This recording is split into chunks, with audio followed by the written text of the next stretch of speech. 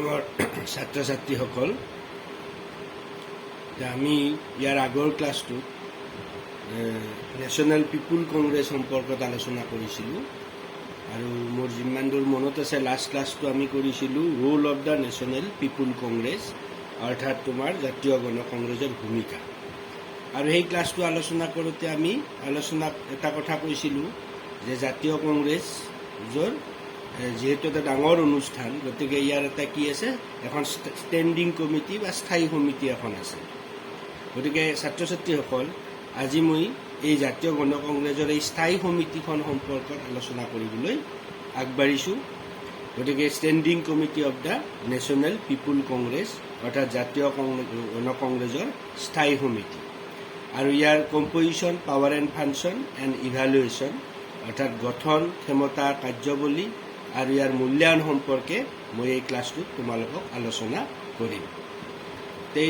ইতিমধ্যে তোমালোকক মই কৈছোঁৱে যে চীনৰ জাতীয় কংগ্ৰেছৰ অধিৱেশন বছৰত এবাৰ অনুষ্ঠিত হয় আৰু সেইকাৰণে কংগ্ৰেছৰ পক্ষে সকলো কাৰ্য কম সময়ৰ ভিতৰত সম্পাদন কৰা কেতিয়াও সম্ভৱপৰ নহয়, বা তাকো কেইদিনমানৰ কাৰণে এই অধিৱেশন হয়, বছৰত এবাৰ, তাকো কেইদিনমানৰ কাৰণে। আৰু দ্বিতীয় এটা কথা হ'ল কি, যে জাতীয় গণ কংগ্ৰেছৰ সদস্য সংখ্যা মই সিদিনা কৈছোঁ যে ৩,০০০ সদস্য সংখ্যা জাতীয় কংগ্ৰেছৰ আছে। গতিকে এই গোটেই সদস্যই লগ হৈ বছৰত এবাৰ ১০-১২ দিনৰ এখন অধিৱেশনৰ দ্বাৰা তোমাৰ আইন প্ৰণয়ন প্ৰক্ৰিয়াটো সুকলমে পৰিচালনা কৰাটো চাইনাত কেতিয়াও সম্ভৱ নহয়। সেয়েহে কংগ্ৰেছৰ দৈনন্দিন কাৰ্যাৱলী ভালদৰে পৰিচালনা কৰিবৰ বাবে সংবিধানে কি কৰিছে, এখন স্থায়ী সমিতিৰ ব্যৱস্থা কৰিছে।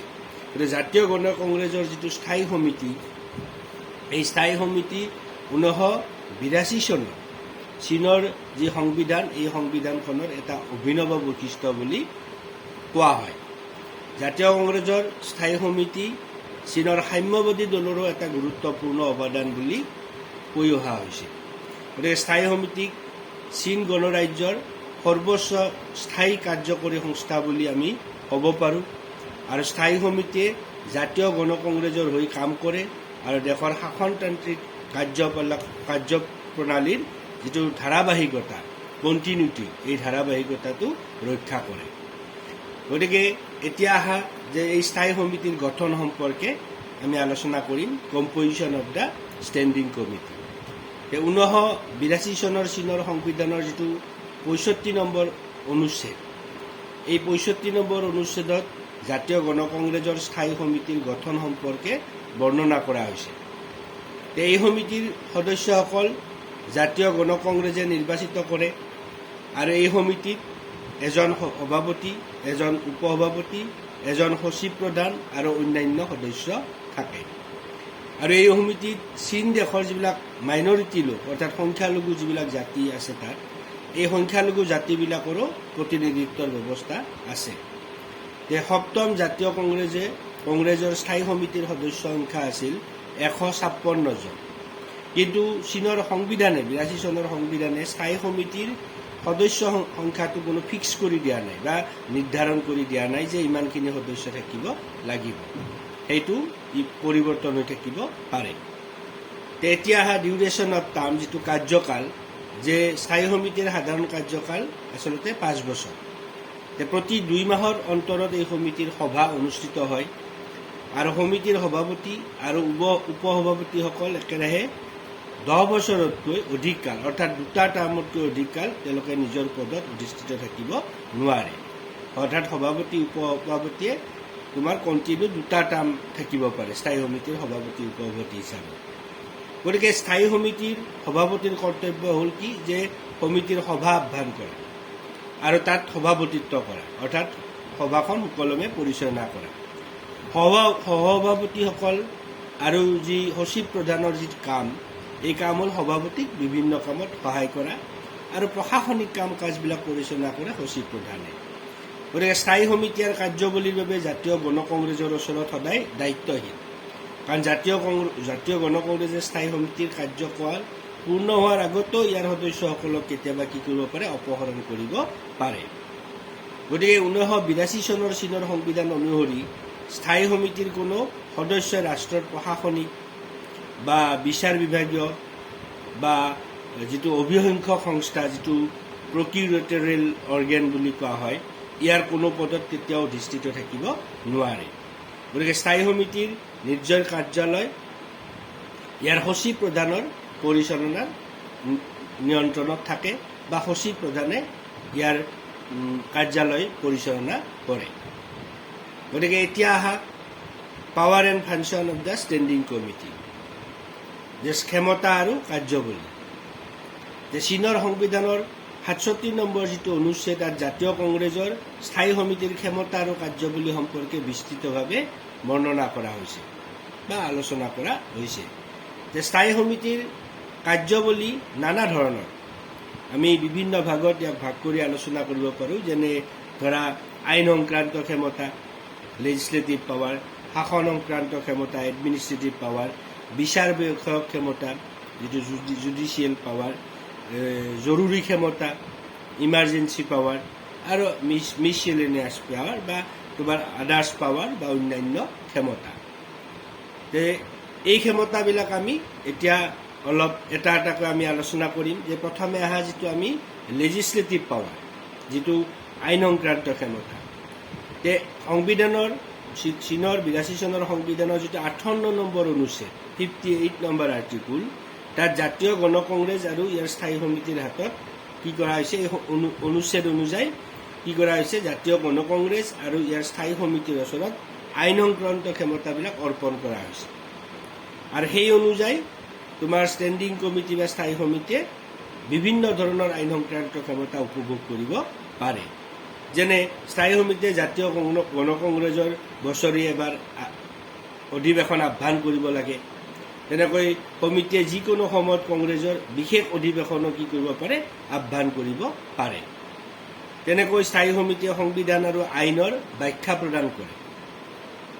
তেনেকৈ সংবিধানৰ আইন ভালদৰে বলবৎ কৰা হৈছে নে নাই, তাৰ প্ৰতিও স্থায়ী সমিতিয়ে সদায় কি কৰিব পাৰে, লক্ষ্য ৰাখিব লাগে। সংবিধান সংশোধনৰ ক্ষেত্ৰতো স্থায়ী সমিতিৰ ভূমিকা বৰ গুৰুত্বপূৰ্ণ, কাৰণ সংবিধান সংশোধনৰ প্ৰস্তাৱ স্থায়ী সমিতিয়ে কি কৰিব পাৰে, উত্থাপন কৰিব পাৰে। যিবিলাক আইন কংগ্ৰেছে পাছ কৰা নাই, সেইবিলাক স্থায়ী সমিতিয়ে কি কৰিব পাৰে, পাছ কৰিব পাৰে। তেনেকৈ জাতীয় গণ কংগ্ৰেছৰ অধিৱেশনত যদি নাথাকে বা নাথাকা সময়খিনিত ইয়াৰ দ্বাৰা গৃহীত আইনৰ আংশিক সংযোজন বা সংশোধন স্থায়ী সমিতিয়ে কৰিব পাৰে। গতিকে অৱশ্যে স্থায়ী সমিতিয়ে আইনখনৰ মূল কথাৰ কোনো পৰিৱৰ্তন কৰিব নোৱাৰে, মূল কথাৰ কোনো সংশোধন বা সংযোজন কৰিব নোৱাৰে, কিন্তু আনুষংগিক কথা কিছুমান ব্যৱস্থাত পৰিৱৰ্তন কৰিব পাৰে। ইয়াৰ পিছতে যদি চোৱা, যিটো এডমিনিষ্ট্ৰেটিভ পাৱাৰ, অৰ্থাৎ প্ৰশাসনিক বা শাসন বিষয়ক ক্ষমতা। এই শাসন বিষয়ক ক্ষমতাৰ ক্ষেত্ৰত যে স্থায়ী সমিতিয়ে জাতীয় গণ কংগ্ৰেছৰ যিবিলাক ডেপুটি বা সদস্য, এই সদস্যবিলাকৰ নিৰ্বাচন কাৰ্য পৰিচালনা কৰে। কংগ্ৰেছৰ কাৰ্যকাল পূৰ্ণ হোৱাৰ 2 মাহ আগতে স্থায়ী সমিতিৰ সদস্যসকলৰ নিৰ্বাচন কাৰ্য সম্পূৰ্ণ কৰিব লাগে। কোনো বিশেষ পৰিস্থিতি যদি উদ্ভৱ হয়, তেনেহ'লে স্থায়ী সমিতিয়ে ইয়াৰ 2/3 সদস্যৰ সমৰ্থনত কি কৰিব পাৰে, নিৰ্বাচনটো স্থগিত ৰাখিব পাৰে। তেনেকৈ জাতীয় গণ কংগ্ৰেছ অধিৱেশনত নাথাকিলে স্থায়ী সমিতিয়ে ৰাষ্ট্ৰীয় পৰিষদৰ কাৰ্যবলীৰ ওপৰত চকু ৰাখে। মই আগৰ ক্লাছটোত কৈছোঁ যে ৰাষ্ট্ৰীয় পৰিষদ, যাক ইংৰাজী ষ্টেট কাউন্সিল বুলি কোৱা হয়, যে আমাৰ যেনেকৈ মন্ত্ৰীসভা, চীনৰ মন্ত্ৰীসভাক আমি ষ্টেট কাউন্সিল বা ৰাষ্ট্ৰীয় পৰিষদ বুলি কওঁ। গতিকে এই ৰাষ্ট্ৰীয় পৰিষদৰ কাৰ্যবলীৰ ওপৰত চকু ৰাখিব লাগে। তেনে ৰাষ্ট্ৰীয় পৰিষদ বা কেন্দ্ৰীয় যি সামৰিক আয়োগ বা সৰ্বোচ্চ গণ আদালত বা সৰ্বোচ্চ যিটো গণ অভিসংখ্যক সংস্থা, যি প্ৰকিউৰেটৰিয়েল অৰ্গেন, এই কাৰ্যবলীৰ স্থায়ী সমিতিয়ে সদায় কি কৰে, তত্বাৱধান কৰে। তেনেকৈ ৰাষ্ট্ৰীয় পৰিষদৰ কোনো কাৰ্য আইন বিৰোধী হ'লে তেনেদৰে স্থায়ী সমিতিয়ে কি কৰিব পাৰে, তাক বাতিল কৰিব পাৰে। তেনেকৈ সেইদৰে কোনো প্ৰদেশ বা স্বায়ত্তশাসিত অঞ্চল বা কেন্দ্ৰীয় চৰকাৰৰ প্ৰত্যক্ষ নিয়ন্ত্ৰণাধীন যিবিলাক পৌৰসভা আছে, এই পৌৰসভাবিলাকৰ যিকোনো কাম আইন বা সংবিধান বিৰোধী হ'লে কি কৰিব পাৰে, স্থায়ী সমিতিয়ে তাক বাতিল কৰিব পাৰে। তেনেকৈ জাতীয় কংগ্ৰেছৰ যেতিয়া অধিৱেশন নাথাকে, তেতিয়া স্থায়ী সমিতিয়ে প্ৰধানমন্ত্ৰীৰ প্ৰস্তাৱ মৰ্মে বিভিন্ন দপ্তৰ বা কমিশ্যনৰ ভাৰপ্ৰাপ্ত যিবিলাক মন্ত্ৰী, এই মন্ত্ৰীসকলক নিয়োগ কৰিব পাৰে। তেনেকৈ এনে অৱস্থাত প্ৰধান হিচাপ পৰীক্ষকেই হওক বা ৰাষ্ট্ৰীয় পৰিষদৰ সাধাৰণ সম্পাদককো নিয়োগ কৰাৰ অধিকাৰ স্থায়ী সমিতিৰ আছে। তেনেকৈ কংগ্ৰেছৰ অধিৱেশন স্থগিত থাকিলে সামৰিক আয়োগৰ সভাপতিৰ প্ৰস্তাৱ মতে সমিতিয়ে আয়োগৰ অন্যান্য সদস্যসকলক নিয়োগ কৰিব পাৰে। অৰ্থাৎ মিলিটাৰী কমিশ্যন বা সামৰিক আয়োগৰ সভাপতিৰ প্ৰস্তাৱ মতে আয়োগৰ অন্য সদস্যসকলকো কি কৰিব পাৰে, নিয়োগ কৰিব পাৰে। তেনেকৈ স্থায়ী সমিতিয়ে কংগ্ৰেছৰ অধিৱেশনৰ অনুপস্থিতিত অনুসন্ধান সমিতি গঠন কৰিব পাৰে। তেতিয়া স্থায়ী সমিতিয়ে কংগ্ৰেছৰ দ্বাৰা গঠিত বিশেষ সমিতিবিলাকৰ কাৰ্যৱলীও কি কৰিব পাৰে, পৰিচালনা কৰিব পাৰে। অৰ্থাৎ আমাৰ কমিটি ছিষ্টেম আছে, সকলো পাৰ্লিয়ামেণ্টাৰী ব্যৱস্থাতে কমিটি ছিষ্টেম আছে, এইটো তোমালোকে জানা, আমাৰো ভাৰতবৰ্ষত আছে। তেনেকৈ চীনতো আছে। জাতীয় কংগ্ৰেছৰ কিছুমান কমিটি গঠন কৰি সেই কমিটিবিলাকৰ দ্বাৰা কিছুমান কাম কাজ পৰিচালনা কৰা হয়। গতিকে এই যেতিয়া জাতীয় কংগ্ৰেছৰ অধিৱেশনত নাথাকে তেতিয়া এই সমিতিবিলাকৰ কাম কাজবিলাক বা কমিটিবিলাকৰ কাম কাজবিলাক পৰিচালনা কৰে এই স্থায়ী সমিতিয়ে, ষ্টেণ্ডিং কমিটিয়ে। স্থায়ী সমিতিয়ে বিদেশলৈ পূৰ্ণ ক্ষমতা সম্পন্ন ৰাষ্ট্ৰদূতসকলক নিয়োগ কৰিব পাৰে আৰু সেইসকল পদাধিকাৰী সমিতিয়ে কি কৰিব পাৰে, প্ৰয়োজন হ'লে প্ৰদৰ্শিত কৰিব পাৰে। বিদেশী ৰাষ্ট্ৰৰ সৈতে সম্পাদন কৰা চুক্তি বা সন্ধিক অনুমোদন বা বাতিল কৰা সম্পৰ্কীয় স্থায়ী সমিতিয়ে কি কৰিব পাৰে, সিদ্ধান্ত গ্ৰহণ কৰিব পাৰে। তেনেকৈ এই সমিতিয়ে বিভিন্ন ব্যক্তিক ৰাষ্ট্ৰীয় পদক আৰু সন্মানিত উপাধিও প্ৰদান কৰাৰ ক্ষমতা অৰ্পণ কৰা হৈছে। ইয়াৰ পিছতে অহা যিটো বিচাৰ বিষয়ক ক্ষমতা, জুডিচিয়েল পাৱাৰ, যে জাতীয় কংগ্ৰেছৰ স্থায়ী সমিতিয়ে কিছুমান বিচাৰ বিষয়ক কাৰ্য সম্পাদন কৰে। যেনে এই সমিতিয়ে সৰ্বোচ্চ গণ আদালতৰ সভাপতিৰ পৰামৰ্শ মতে এই আদালতৰ সহসভাপতিসকল বা বিচাৰকসকল বা বিচাৰ বিভাগীয় সমিতিৰ সদস্যসকল বা সামৰিক আদালতৰ সভাপতিক নিযুক্ত বা অপহৰণ কৰিব পাৰে। গতিকে সৰ্বোচ্চ আদালতৰ গণ আদালতৰ সভাপতিৰ পৰামৰ্শ মৰ্মে। তেনেকৈ মুখ্য প্ৰকিউৰেটৰৰ প্ৰস্তাৱ মৰ্মে সমিতিয়ে প্ৰকিউৰেটৰৰ কাৰ্যালয়ৰ অন্যান্য বিষয়াসকলক নিয়োগ কৰে। তেনেকৈ স্থায়ী সমিতিয়ে সৰ্বোচ্চ গণ আদালত আৰু প্ৰধান প্ৰকিউৰেটৰ সংস্থাৰ কাৰ্যৱলীৰ তত্বাৱধান কৰে। এই সমিতিয়ে শাস্তিপ্ৰাপ্ত ব্যক্তিক বিশেষ ক্ষমা প্ৰদৰ্শনৰ ক্ষেত্ৰতো সিদ্ধান্ত গ্ৰহণ কৰিব পাৰে। তেনেকৈ স্থায়ী সমিতিৰ অন্যতম প্ৰধান কাম হ'ল দেশৰ আইন আৰু সংবিধানৰ ব্যাখ্যা দাঙি ধৰা। তেনেকৈ তোমাৰ জৰুৰী ক্ষমতা, যেনে ইমাৰ্জেঞ্চি পাৱাৰ, যে জাতীয় গণ কংগ্ৰেছৰ স্থায়ী সমিতিৰ হাতত জৰুৰী অৱস্থাৰ সন্মুখীন হ'বলৈ সংবিধানে কিছুমান বিশেষ ক্ষমতা প্ৰদান কৰিছে। জাতীয় গণ কংগ্ৰেছ অধিৱেশনত নাথাকিলে চীনৰ ওপৰত যদি কোনোবাই সশস্ত্ৰ আক্ৰমণ কৰে তেতিয়াহ'লে ইয়াৰ বিৰুদ্ধে প্ৰয়োজনীয় ব্যৱস্থা গ্ৰহণৰ বাবে স্থায়ী সমিতিয়ে কি কৰিব পাৰে, জৰুৰী অৱস্থা ঘোষণা কৰিব পাৰে। তেনেকৈ সামগ্ৰিক বা আংশিকভাৱে সৈন্য সমাৱেশ কৰিবৰ বাবে স্থায়ী সমিতিয়ে নিৰ্দেশ দিব পাৰে। তেনেকৈ স্থায়ী সমিতিয়ে যুদ্ধৰ সময়ত গোটেই দেশত বা কোনো নিৰ্দিষ্ট ঠাইত সামৰিক দণ্ডবিধি কাৰ্যকৰী কৰিবৰ বাবে সিদ্ধান্ত গ্ৰহণ কৰিব পাৰে। তেনেকৈ লাষ্ট যিটো পইণ্ট সেইটো হ'ল অন্যান্য ক্ষমতা, যিটো আমি কৈছোঁ মিছেলেনিয়াছ পাৱাৰ। এই ক্ষমতাবিলাকৰ বাহিৰেও স্থায়ী সমিতিয়ে অন্য কিছুমান গুৰুত্বপূৰ্ণ দায়িত্ব পালন কৰিব লাগে। যেনে জাতীয় কংগ্ৰেছৰ যেতিয়া অধিৱেশন নাথাকে তেতিয়া স্থায়ী সমিতিয়ে বাজেট বা অৰ্থনৈতিক আৰু সামাজিক পৰিকল্পনা আদি কাৰ্যকৰী কৰোঁতে প্ৰয়োজনীয় সংশোধন বা পৰিৱৰ্তন কৰিব লগা হ'লে সেইবিলাক পৰিৱৰ্তন কৰিব পাৰে। তেনেকৈ কংগ্ৰেছৰ অধিৱেশন নথকা অৱস্থাত ইয়াৰ দ্বাৰা গঠিত অন্যান্য সমিতিবিলাকে স্থায়ী সমিতিৰ নিৰ্দেশ আৰু পৰামৰ্শ অনুযায়ী কাৰ্য সম্পাদন কৰিব লাগে। ইয়াৰ বাহিৰেও জাতীয় কংগ্ৰেছে স্থায়ী সমিতিক অন্যান্য যিকোনো দায়িত্ব পালন কৰিবলৈ দিব পাৰে আৰু যিবিলাক দিয়ে সেই দায়িত্ববিলাক তেওঁলোকে পালন কৰিব লাগে। গতিকে স্থায়ী সমিতিৰ দৈনন্দিন যি গুৰুত্বপূৰ্ণ কাম বা কাম কাজ এইবিলাক সভাপতি উপসভাপতিসকল আৰু সচিব প্ৰধানৰ যুটীয়া সহযোগত এইবিলাক সম্পাদন কৰা হয়। স্থায়ী সমিতি ইয়াৰ সকলো ধৰণৰ কাৰ্য সম্পাদনৰ বাবে জাতীয় গণ কংগ্ৰেছৰ ওচৰত দায়িত্বশীল। গতিকে স্থায়ী সমিতিয়ে নিজৰ কাৰ্যৱলী সম্পৰ্কে জাতীয় গণ কংগ্ৰেছৰ ওচৰত কি কৰিব পাৰে, প্ৰতিবেদন দাখিল কৰিব পাৰে। তেনেকৈ এইখিনি পাৱাৰ এণ্ড ফাংচন সম্পৰ্কত এতিয়া অহা মূল্যায়ন যে চীনৰ জাতীয় গণকংগ্ৰেছৰ স্থায়ী সমিতিক চীন গণৰাজ্যৰ সংবিধানৰ অভিভাৱক বুলি ক'ব পাৰি। জাতীয় গণকংগ্ৰেছে ৰাষ্ট্ৰীয় কৰ্তৃত্বৰ সৰ্বোচ্চ অংগ হ'লেও বাস্তৱিকতে স্থায়ী সমিতিৰ হাতত প্ৰকৃত ক্ষমতা অৰ্পণ কৰা হৈছে। চীন গণৰাজ্যৰ ৰাজনৈতিক ব্যৱস্থাত স্থায়ী সমিতিয়ে এক গুৰুত্বপূৰ্ণ স্থান অধিকাৰ কৰি আছে। স্থায়ী সমিতি হ'ল চীন গণৰাজ্যৰ জাতীয় কংগ্ৰেছৰ এক স্থায়ী কাৰ্যকৰী এটা সংস্থা, এক্সিকিউটিভ মানে অৰ্গেনাইজেশ্যন। এইটো স্থায়ী সমিতিক জাতীয় গণকংগ্ৰেছে সৃষ্টি কৰিছে, কিন্তু জাতীয় গণকংগ্ৰেছৰ অধিক সদস্য সংখ্যা আৰু ইয়াৰ বৰ চুটি অধিৱেশনৰ বাবে কম দিনৰ কাৰণে বছৰত এবাৰ মাত্ৰ অধিৱেশন এইটো কৈ আহিছোঁ। বাবে স্থায়ী সমিতিয়ে কংগ্ৰেছৰ প্ৰায় সকলো কাৰ্য সম্পাদন কৰিবলগীয়া হয়। গতিকে স্থায়ী সমিতিয়ে চৰকাৰৰ সকলো বিভাগক নিয়ন্ত্ৰণ কৰিব পাৰে।